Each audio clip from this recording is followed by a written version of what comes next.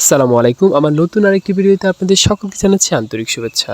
আজ ২৯ রমাদান। দিনটিকে স্মরণীয় করে রাখার জন্য বন্ধুরা মিলে আয়োজন করেছি ইফতার পার্টির। ময়মনসিংহ থেকে ৬৫ কিলোমিটার দূরে ভুট্টাপাড়া নামক সীমান্তবর্তী এলাকায় করছি আমাদের ইফতার আয়োজন। ঈদ উপলক্ষে সবাই একসাথে হওয়ায় আনন্দটাকে আরও একটু বাড়িয়ে দিয়েছে। ইফতার পার্টির জন্য যে গ্রামটাকে সিলেক্ট করা হয়েছিল, এই গ্রামটা দেখতে এতটা সুন্দর, অনেক মনোমুগ্ধকর। যে আসবে সে অনায়াসে গ্রামের প্রেমে পড়ে যাবে। রাস্তাঘাটগুলো নতুন করা হয়েছে, যার কারণে রাস্তাঘাটগুলো আরও অনেক সুন্দর লাগছিল। সব রাস্তা পাকা ছিল না, কিছুটা রাস্তা মাটির ছিল। মাটির রাস্তাটা এতটা ভয়ঙ্কর ছিল, এটার অনুভূতি আসলে বলে বোঝানোর মতো নয়। রাস্তার মাঝখানে এত বড় বড় গর্ত, যার কারণে অটোটা যেতেই পারছিল না। এক একজন নেমে অটোকে ধাক্কা দিয়ে পার করা লাগছিল। 60 ডিগ্রি অ্যাঙ্গেলে অটোগুলো বেঁকে যাচ্ছিল, এতটা ভয়ঙ্কর ছিল সেই রাস্তাটা। কিন্তু অনেকটা এনজয় করেছি, অনেক মজা করেছি আমরা। সবাই হাসাহাসি করছিল। এরকম রাস্তা আসলে হয়।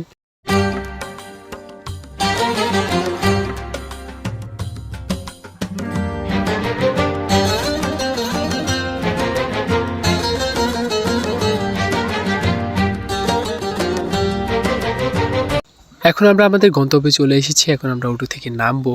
দেখেন এক একজনের ঝুলে টুলে কি অবস্থা। সো নামার পরে আসলে এত সুন্দর একটা জায়গা হবে আমরা আসলে বুঝতেই পারিনি।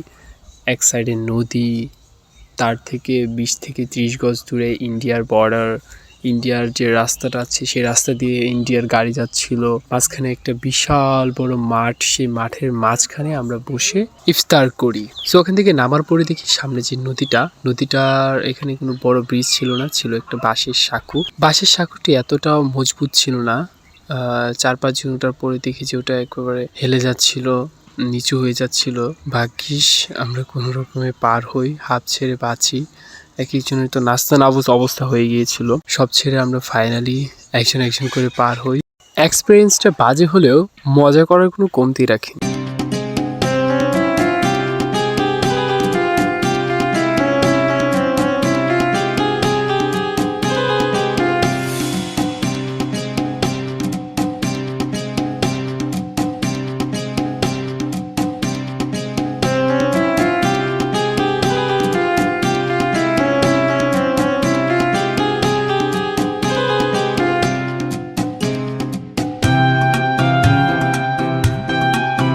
জিনিসপত্রগুলো নিয়ে আমাদের যে স্থানে ইফতার করবো সেই স্থানে রাখছিলাম।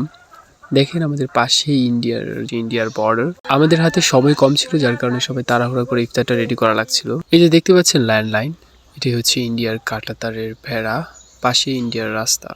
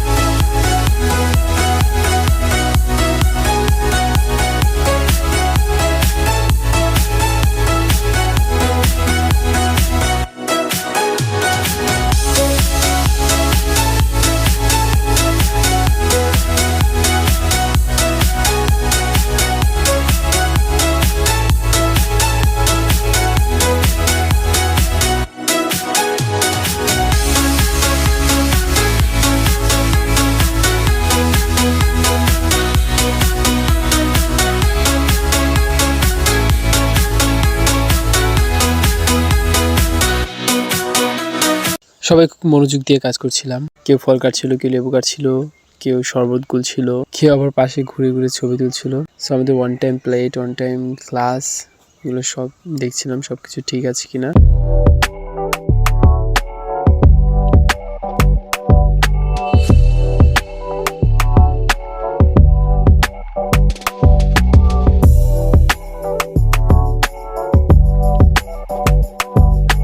দেখেন আমার পিছনের যে সানসেটটা আছে এতটা সুন্দর, আসলে ভুলে বোঝানোর মতো নয়। এরকম দৃশ্য আসলে সচরাচর দেখা যায় না।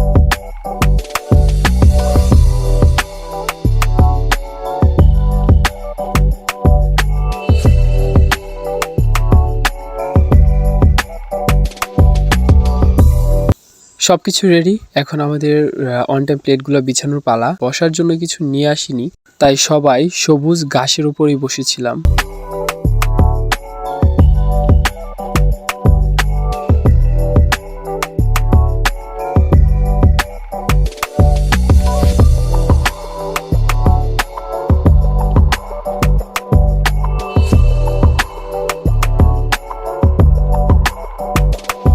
ইফতার মেনুতে কি ছিল সেটাই এখনো বলা হয়। এক প্যাকেট বিরিয়ানি ছিল, মাল্টা ছিল, আপেল ছিল, বুরহানি ছিল, তরমুজ ছিল, খেজুর ছিল, আঙুর ছিল, 1 লিটার করে পানির বোতল ছিল। সবাই খুব এনজয় করে খেয়েছি, আলহামদুলিল্লাহ।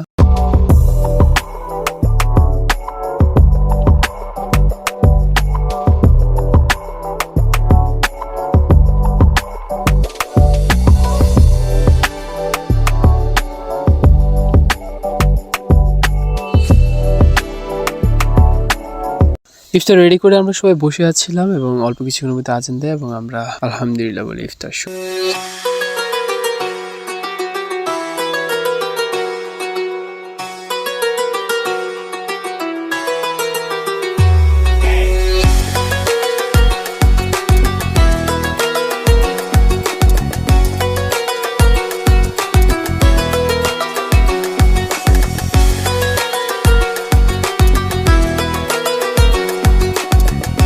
আমাদের ইফতার খাওয়া শেষ। এখন আমাদের যেই অবশিষ্ট অংশ বা ময়লা আবর্জনাগুলো আছে সেগুলো আমরা একটা নির্দিষ্ট স্থানে ফেলে রাখি এবং এরপরই আমাদের একটা কেকের আয়োজন করা ছিল।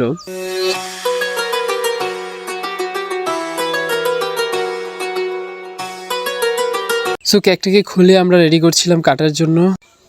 আজকের মতো এখানেই শেষ করছি। ধন্যবাদ সবাইকে।